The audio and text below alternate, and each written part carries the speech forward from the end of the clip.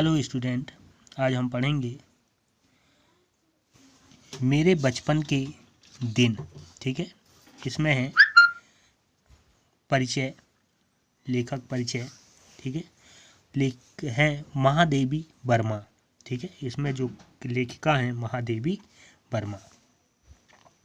महादेवी वर्मा का जन्म सन 1907 में उत्तर प्रदेश के फारुखाबाद शहर में हुआ था। उनकी शिक्षा दीक्षा प्रयाग में हुई। प्रयाग महिला विद्यापीठ में प्रचार पद पर लंबे समय तक कार्य करते हुए उन्होंने लड़कियों की शिक्षा के लिए काफ़ी प्रयत्न किए। सन 1987 में उनका देहांत हो गया। ठीक है, अब इसमें जो लेखिका है महादेवी वर्मा, उनके जीवन परिचय है। ये है महादेवी वर्मा का जो जन्म है 1907 में उत्तर प्रदेश के फारुखाबाद शहर में हुआ था। ठीक है, इनका जो जन्म है उत्तर प्रदेश के फारुखाबाद शहर में हुआ। इनकी शिक्षा दीक्षा जो है वो प्रयाग में हुआ। ठीक है, प्रयाग में ही इनकी शिक्षा दीक्षा हुई और इसके बाद प्रयाग महिला विद्यापीठ में प्रचार पद पर लंबे समय तक कार्य करते हुए, ठीक है, ये वहीं पर प्रयाग में ही इन्होंने महिला विद्यापीठ जो है, ठीक है, वहाँ पर ये प्रचार के पद पर लंबे समय तक, बहुत समय तक कार्य करते रहे और उन्होंने लड़कियों की शिक्षा के लिए काफ़ी प्रयत्न किया। प्रचार के पद पर रहे और उस पद पर रहते हुए लड़कियों की शिक्षा के लिए इन्होंने बहुत अधिक प्रयत्न किया। सन 1987 में इनका देहांत हो गया और इसके बाद सन 1987 में इनकी मृत्यु हो गई। महादेवी जी छायावाद के प्रमुख कवियों में से एक थी।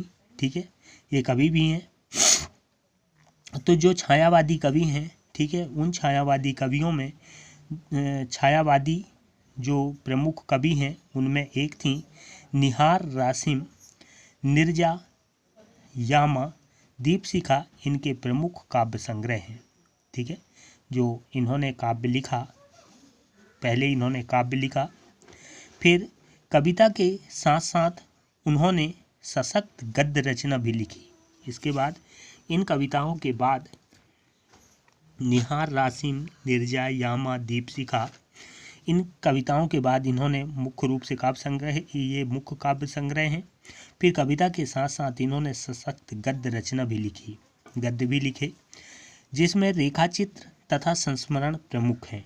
इनकी रचना में जो रेखाचित्र है, ठीक है, और संस्मरण हैं, ये संस्मरण जो हैं ये इनके प्रमुख हैं।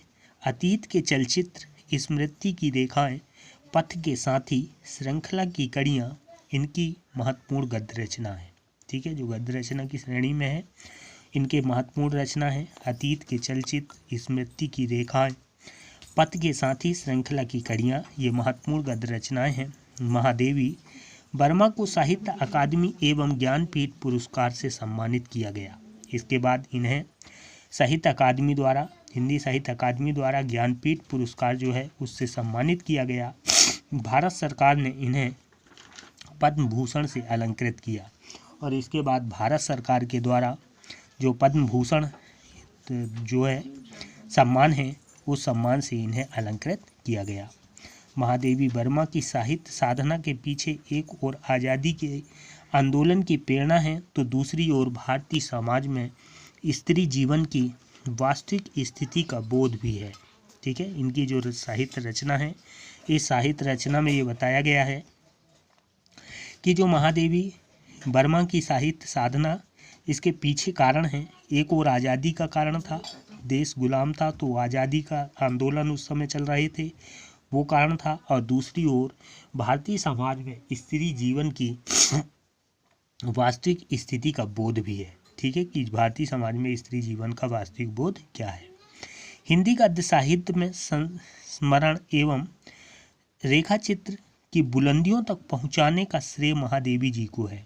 ठीक है, जो गद्य की विधाएं हैं, संस्मरण, रेखाचित्र, ठीक है, तो जो गद्य साहित्य है, इस गद्य साहित्य में इन दोनों को बुलंदियों तक पहुंचाना, जो ये गद्य की विधाएं हैं, इन विधाओं के माध्यम से लेखन कार्य किए और इनको बुलंदियों तक पहुंचाने का श्रेय जो है वो महादेवी वर्मा जी को है। उनके संस्मरणों और रेखा चित्रों में शोषित पीड़ित लोगों के प्रति ही नहीं बल्कि पशु पक्षियों के लिए भी आत्मीयता एवं अच्छे करुणा प्रकट हुई है। ठीक है, इनमें ये बताया गया कि इसमें सिर्फ शोषित व्यक्ति मानव का ही नहीं, ठीक है, शोषित पीड़ित लोगों का ही नहीं बल्कि उनके जगह पशु पक्षियों की आत्मिकता का अच्छे करुणा प्रकट हुई है इनकी इन रचनाओं में। ओके।